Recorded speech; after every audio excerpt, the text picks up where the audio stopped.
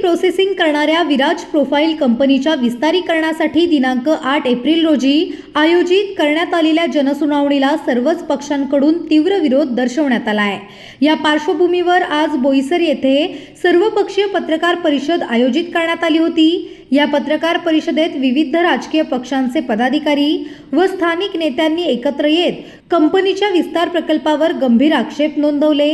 या प्रकल्पामुळे परिसरातील पर्यावरणावर होणारा संभाव्य परिणाम, वाढणारे प्रदूषण तसेच स्थानिक नागरिकांच्या आरोग्यावर होणारे दुष्परिणाम याबाबत चिंता व्यक्त करण्यात आली आहे। यावेळी उपस्थितांनी स्पष्ट इशारा दिला आहे की जनतेच्या हिताविरोधात होणारा कोणताही प्रकल्प सहन केला जाणार नाही। 8 एप्रिल रोजी होणारी जनसुनावणी रद्द करावी, अन्यथा तीव्र आंदोलन छेडण्यात येईल असा इशाराही देण्यात आला आहे। स्थानिक ग्रामस्थ, सामाजिक कार्यकर्ते आणि सर्वपक्षीय नेत्यांनी एकत्र येत या प्रकल्पाला विरोध कायम ठेवल्याचा निर्धार व्यक्त केला आहे। मान्यवर पत्रकार बंधू, प्रथमतः आम्ही तुमची दिलगिरी व्यक्त करतो की साधारण थोडासा उशीर आम्हाला झाला, कारण ह्याच विषयासंदर्भात आम्ही जिल्हाधिकारी महोदयांची वेळ घेतली होती, 10:30ची वेळ होती, परंतु त्यांची एक महत्त्वाची विषय अचानक आल्यामुळे आम्हाला थोडं थांबावं लागलं। आजच्या मान ग्रामपंचायतच्या माध्यमातून विराज विरोधी मान संघर्ष समितीच्या माध्यमातून या पत्रकार परिषदेकरता त्या संबंधित गावच्या सरपंच आहेत, सर्व मान्यवर मंडळीचे सर्वपक्षीय सहकारी उपस्थित आहेत। आता सर्वांनीच आपलं म्हणणं विस्तृतपणे आपल्याकडे मांडलेलं आहे की ह्याचे ज्या विराज उद्योग समूहाच्या माध्यमातून 8 एप्रिलला जी जनसुनावणी होते याच्या बाबतीमध्ये नेमकं काय विषय आहे ह्याची विस्तृत माहिती आपल्याकडे आलेली आहे। आमचं म्हणणं एवढंच आहे की कुठलाही प्रोजेक्ट ज्या वेळेला आपल्या जिल्ह्यामध्ये किंवा आपल्या भागात येतो तेव्हा तो साधारणतः त्या भागाची भौगोलिक परिस्थिती या अनुषंगाने तिथे कसल्या स्वरूपाचा रोजगार उपलब्ध होऊ शकतो याच्या वास्तविकतेची जाणीव ठेवून घेतला जातो। विराज कंपनी आणि इथला उद्योग समूह हा कोणाकरताही नवीन नाही। गेल्या अनेक वर्षांपासून विराज उद्योग समूह या तारापूर औद्योगिक वसाहतीमध्ये आपले कारखाने चालवतो आणि ह्या होणाऱ्या प्रदूषणापैकी जवळपास 30 ते 40% प्रदूषण ज्यांच्या माध्यमातून होत असेल त्या उद्योग समूहाचं नाव आहे विराज उद्योग समूह। दुसरा विषय येतो की जेव्हा एखादा उद्योग समूह क्रिएट होतो त्यावेळेला त्यावर लोकांची अपेक्षा असते की रोजगार दिला पाहिजे। संबंधित तारापूर औद्योगिक वसाहत आणि जे काही उद्योग बोईसर पूर्वेला सुरू आहे याच्यामधून साधारणतः 8 ते 10 हजार लोक ते कामं करतात आणि ह्या 10,000 लोकांचा जर आपण मागोवा घेतला तर स्थानिक तिकडे 1% स्थानिक भूमिपुत्र काम करत नाही, हे वास्तव आहे। म्हणजे आतापर्यंत विराज उद्योग समूहाचा जर आपण इतिहास बघितला तर त्यांनी कुठल्याही स्वरूपाचा रोजगार या आपल्या स्थानिक भूमिपुत्रांना दिलेला मिळत नाही। 2012 मध्ये जेव्हा जनसुनावणी आपल्या शाळेमध्ये तुमच्या सर्वांचे तुम्ही कधी उपस्थित होता त्यावेळेस झाली होती आणि त्यावेळेला विराज उद्योग समूहाने सर्वांना हे आश्वासित केलं होतं की आम्ही या भागाचं कुठलीही नैसर्गिक हानी करणार नाही, आम्ही या भागामध्ये रोजगारामध्ये पहिला अधिकार हा या गावातील आजूबाजूच्या परिसरातील त्या संबंधित गावातील आणि पंचक्रोशीतल्या गावातील जनतेचा असेल आणि तिसरं आश्वासन दिलं होतं 10 कोटीचा CSR, ही स्वतः मामाजीने तिकडे घोषणा केली होती आणि त्यावेळेला आम्ही तिकडे होतो की तो अनुभव सांगत होतो की विराज उद्योग समूहाचा अनुभव एवढा वाईट आहे, त्याच्यावर त्यांनी सांगितलं ना आता आमच्याकडून अशी कुठलीच गोष्ट होणार नाही। 2012 नंतर 2026 उजाडलंय, परंतु या विराज उद्योग समूहामध्ये केवळ आणि केवळ प्रदूषण निर्माण केलं गेलं, नैसर्गिक स्रोत बिघडवले गेले। ज्या गोष्टींचा उल्लेख केला की जे नैसर्गिक फ्लो आपल्या गावागावांमधून आहेत त्या गावागावांचे सर्व नैसर्गिक स्रोत हे प्रदूषित झालेले आहेत।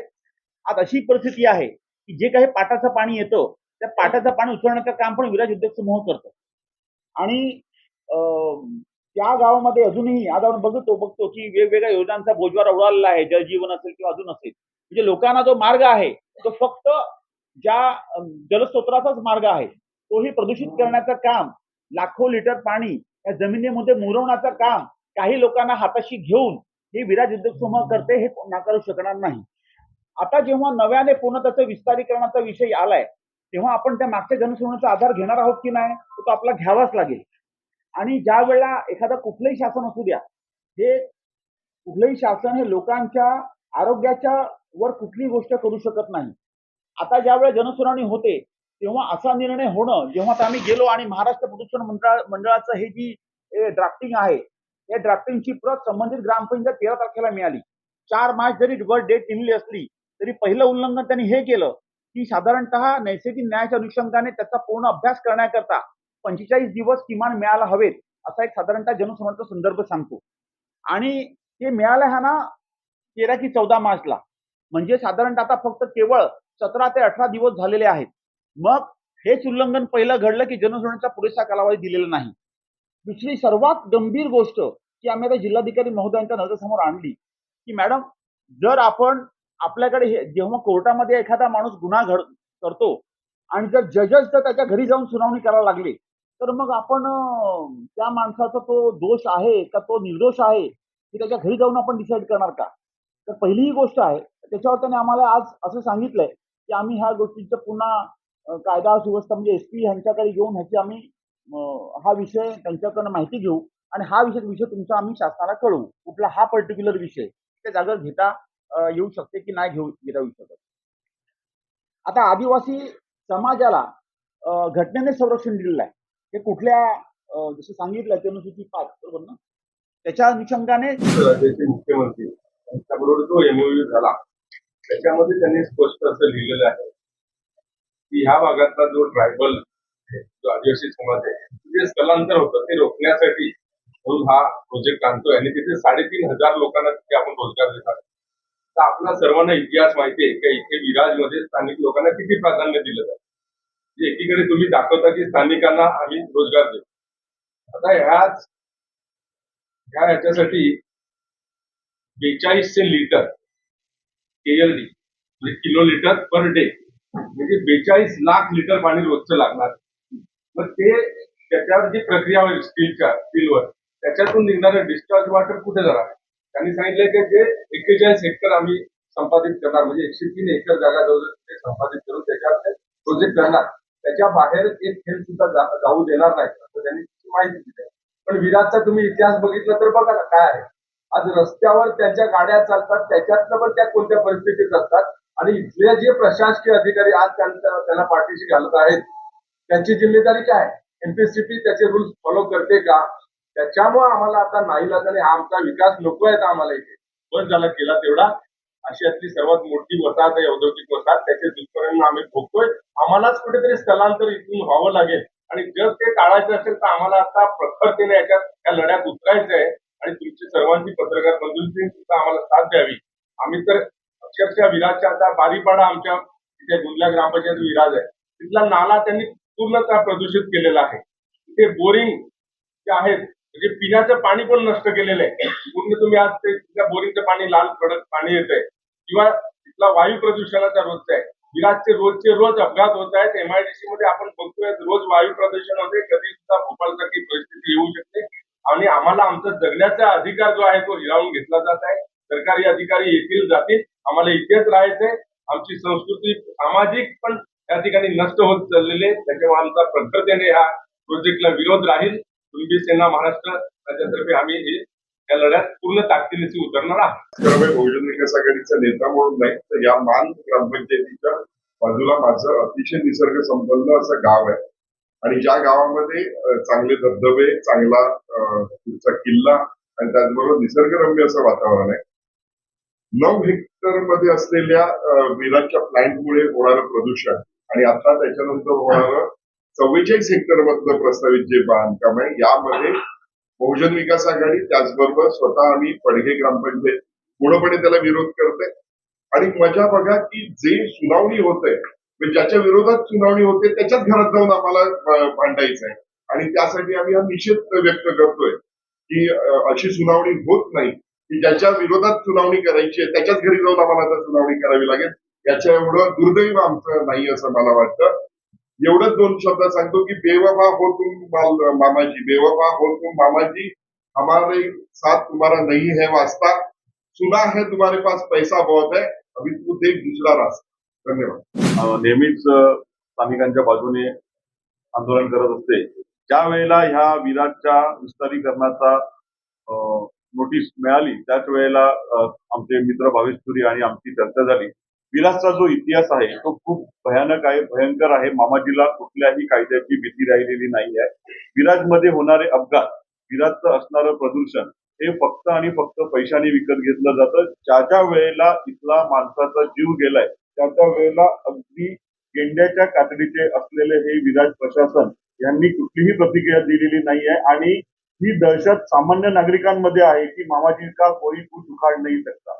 आणि म्हणूनच आम्ही सगळे एकत्र आलोय की जर तुम्हाला इथल्या लोकांची ह्युमन लाईफची व्हॅल्यू नाही आहे, तुम्ही आधी जे प्रोजेक्ट इथे जो अस्तित्वात आहे त्याच्यामध्ये महिन्याला 1000 टन नायट्रिक ऍसिड वापरलं जातं त्यांच्या उत्पादन प्रक्रियेमध्ये आणि त्याच्यापासून निघणारं जे इन्फ्लुएंट आहे ते पूर्ण ऍसिडिक आहे. त्याच्यामुळे तिथला जलस्रोत पूर्ण खराब झालेला आहे, जमीन खराब झालेली आहे, डोंगर खराब झालेला आहे, शेती खराब झालेली आहे. ह्याच्या पुढे तिथे म्हणजे बोईसरला MIDC मुळे दूषित वातावरण आहे. लोक ईस्टला राहायला गेली, बंगले बांधले, फ्लॅट घेतले आणि संपूर्ण ईस्ट विराट कंपनीने बर्बाद केलं. आता हे जे एक्सपान्शन आहे हे इतकं मोठं आहे की पुढे त्यांच्या बिल्डिंग मध्ये डायरेक्ट त्यांच्या घरामध्ये हे वायू प्रदूषण जाणार आहे. पिण्याच्या पाण्याची तर समस्या खूप मोठी आहे आणि आपलं असलेलं जे आता चांगलं पिण्याचं पाणी आहे हे पूर्ण पाणी कंपनी वापरणार आहे. म्हणजे जर चुकून हे जर एक्सपान्शन झालं तर ईस्टच्या जेवढी पण आजूबाजूची परिसरातली गावं आहेत त्यांचं जीवनमान संपूर्ण बर्बाद होणार आहे. मी नम्र विनंती करेन कुठलेही आमिष दाखवून जर विराजने आपल्या सगळ्यांना विकत घ्यायचा प्रयत्न केला, मॅनेज करायचा प्रयत्न केला तर माणुसकी म्हणून एक आपल्याला जो जगण्याचा हवा पाणी आपण कुठूनही बनवू शकत नाही. मी तुम्हाला सगळ्यांना कळकळीची विनंती करतो त्यांच्या आमिषाला या वेळेला बळी पडू नका. ह्या वेळेला ह्या प्लांटचं एक्सपान्शन अजिबात होता कामा नये, काही झालं तरी चालेल. धन्यवाद. हा गाव ग्रामपंचायत हद्दीत येते. मी तेथे जन्मभूमीमध्ये तिकडे आहे, जरी माझी कर्मभूमी येथे असते तरी आमचा त्या कंपनीला पूर्णपणे विरोध आहे. मुळात त्याचे विस्तारीकरणाचा विरोध आहे, पण त्याच्या अगोदर जो त्याच्या पूर्वीचा जो सोल्युशन त्यालाही विरोध आहे. कारण की पूर्ण जलस्रोत हा दूषित झालेला आहे. तिथे जर बोरवेल मारला तर आज परिस्थिती लाल पाणी निघते ते यांनी दाखवून दिलं. म्हणजे जगण्याचा जो अधिकार आहे जो आपल्याला संविधानाने जगण्याचा अधिकार दिलेला आहे तो ऑलरेडी ह्या कंपनीने हिरावून घेतलेला आहे. मुळात ह्या विषयावरती कलेक्टर मॅडमकडे आम्ही आज बोलत असताना मॅडमच्या तोंडून एक शब्द निघाला की ग्रामपंचायत काही ठराव देते. मुळात हा कसं पाहिजे ते पेसा ग्रामपंचायतचा अपमान आहे.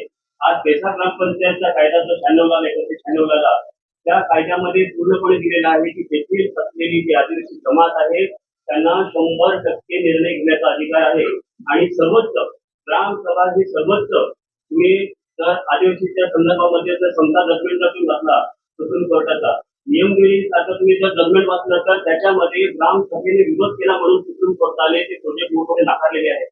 म्हणजे त्याचा ग्रामसभा ही सर्वोच्च आहे, त्याच्या पुढे ना विधानसभा ना लोकसभा कुणीही नाही. म्हणून जर ग्रामसभेने जर विरोध केलेला आहे समजायचं तिथे कुठलाही प्रोजेक्ट होता कामा नये, आमचा पूर्णपणे विरोध आहे. आणि जर ग्रामसभेला डावलून जर हा प्रोजेक्ट राबवण्याचा प्रयत्न केला तर आम्ही मोठं जन आंदोलन तर करणारच, परंतु प्रशासकीय अधिकाऱ्यांच्या विरोधामध्ये होता. पहिला प्लांट मानमध्ये आला आणि तो पहिला प्लांट आल्यानंतर त्याच्यातून जे काही प्रदूषण मानमध्ये सुरू झालं 2-3 वर्षानंतर पुन्हा त्याच्या विस्तारीकरणात दुसऱ्या प्लांटसाठी एक जनसुनावणी झाली. त्या जनसुनावणीच्या दरम्यान देखील बऱ्याच लोकांनी त्या प्लांटला विरोध केला. नैसर्गिक हानी आणि नैसर्गिक साधनसामुग्रीची हानी, पाण्याचा ज्वलंत प्रश्न मान ग्रामपंचायतीमधला आणि त्याचबरोबर जे प्रदूषण ह्या कंपनीतून होते, जे पाणी कंटॅमिनेट होते त्या विरोधामध्ये त्या जनसुनावणीमध्ये देखील आवाज उठवला गेला होता. आत्ताचा जो त्यांनी नवीन त्याच प्लांटचा विस्तारीकरणाचा जो त्यांनी आता हे दिलेला आहे तो 11 पट मोठा प्लांट आहे. आत्ताचा सध्या आहे त्याच्यापेक्षा 11 पट मोठा प्लांट त्यांचा प्रस्तावित आहे. आता मुळात 4 मार्चला हे MPCBने पत्र काढलंय. आमच्या ग्रामपंचायतीला ते 13 मार्चला मिळालं आणि पुरेसा कालावधी न देता 8 एप्रिलला जनसुनावणी आयोजित केलेली आहे. हा पहिला महत्वाचा मुद्दा आहे. म्हणजे ग्रामपंचायतीला त्याचे लोकांना माहिती देण्यासाठी किंवा जो काही पुरेसा कालावधी लागतो, नोटीस द्यावी लागते, ही पुरेसा कालावधी त्यांनी दिलेला नाहीये, पहिली गोष्ट. आणि दुसरी गोष्ट, जेव्हा जनसुनावणी लावली गेलेली आहे ही त्याच कंपनीच्या प्रिमायसेसमध्ये, विराज या कंपनीच्या प्रिमायसेसमध्ये जनसुनावणी लावलेली गेलेली आहे. हे अत्यंत चुकीचं आहे आणि आमच्या दृष्टीने, ग्रामस्थांच्या दृष्टीने हे अत्यंत धोकादायक देखील आहे. कारण विराज कंपनीमध्ये कुठल्याही प्रकारचे स्थानिक लोक काम करत नाही आहेत, स्थानिक कामगार नाही आहेत, कुठल्याही स्थानिकांना त्यांनी रोजगार दिलेला नाही. आणि आपल्याला माहिती आहे विराजच्या बद्दल त्यांच्या इतिहासाबद्दल आणि त्यांनी या MIDC क्षेत्रामध्ये किंवा आमच्या पूर्वेकडे मान गावामध्ये केलेल्या प्रदूषणाबद्दल कुठल्या प्रकारच्या नियमांचं पालन न करता सर्व नियमांचं उल्लंघन करून ते आपले कारखाना चालवत आहेत. आणि याबद्दल मला आपल्याला सांगायला नको, कारण वेळोवेळी आपण देखील त्या विरोधात आवाज उठवलेला आहे. आता पहिली गोष्ट म्हणजे आमची मागणी आहे की ही जनसुनावणीच रद्द व्हायला पाहिजे. प्लांटला आमचा विरोध आहे. हा प्लांट आम्ही पुढे मांडणारच आहोत एकत्रितपणे येऊन. पण ही जनसुनावणीच रद्द व्हायला पाहिजे, कारण जनसुनावणी 2 गोष्टी आम्हाला ग्रामपंचायतीला आणि ग्रामस्थांना पुरेसा कालावधी या प्रोजेक्टचा अभ्यास करण्यासाठी दिलेला नाही. पहिली गोष्ट आहे. दुसरी गोष्ट की ती त्यांच्याच हद्दीमध्ये लावलेली आहे. आणि तिसरी गोष्ट, मान ग्रामपंचायत ही पूर्णतः पेसा ग्रामपंचायत आहे. सगळं आदिवासी आमचे बांधव तिथे राहतात आणि पेसा ग्रामपंचायतीच्या हक्काची पायमल्ली करून ग्रामसभेला विश्वासात न घेता ही जनसुनावणी आयोजित केलेली आहे. ह्या मुद्दे आमचे महत्वाचे आहेत आणि त्यामुळे पहिली आमची मागणी आहे की ही जनसुनावणीच रद्द व्हायला पाहिजे. ह्याच्या पलीकडे जाऊन जर